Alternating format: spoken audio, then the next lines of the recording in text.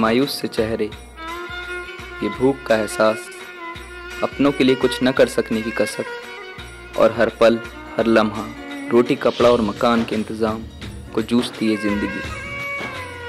ये है हमारे समाज का वो तबका जो आज भी अपनी ज़िंदगी का बोझ अपने कंधों पर उठाए थके कदमों से चला जा रहा है।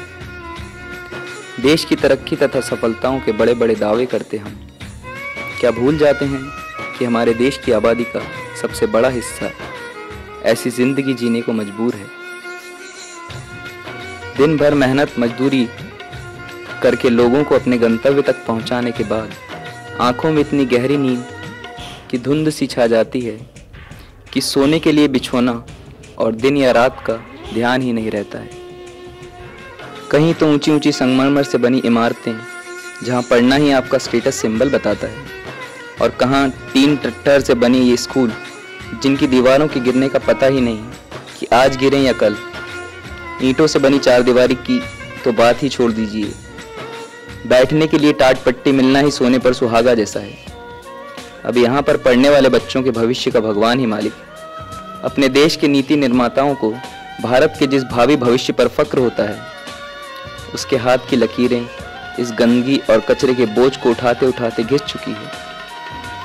इन कचरे के ढेरों में 2 जून की रोटी तलाशते ये मासूम बरबस ही सोचने को मजबूर हो जाते हैं कि विधाता ने उन्हीं की किस्मत में ये गम क्यों लिखे। बाल श्रम के नाम पर लंबे लंबे भाषण और बड़ी बड़ी बातें करने वाले हम इस शोषण के पीछे कुछ हद तक खुद ही जिम्मेदार हैं।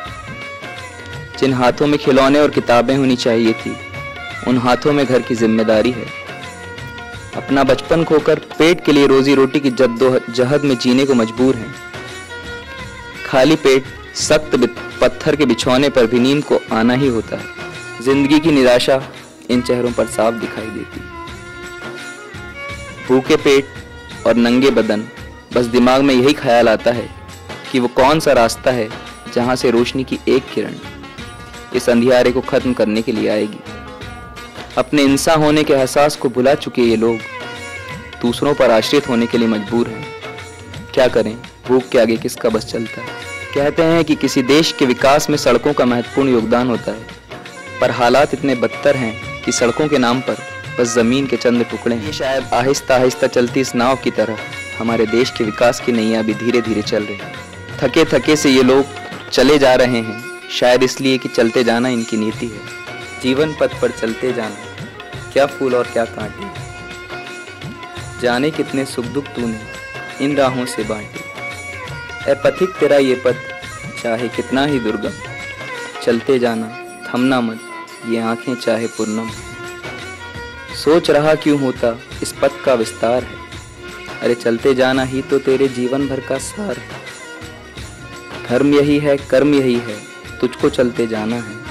भ्रमित न होना, व्यथित न होना, इस पथ ने तुझको अपना माना है। सर्वशक्तिमान उस विधाता का विधान, यह पथ महान है। चलते जाना थमना मत जब तक इस काया में प्राण है।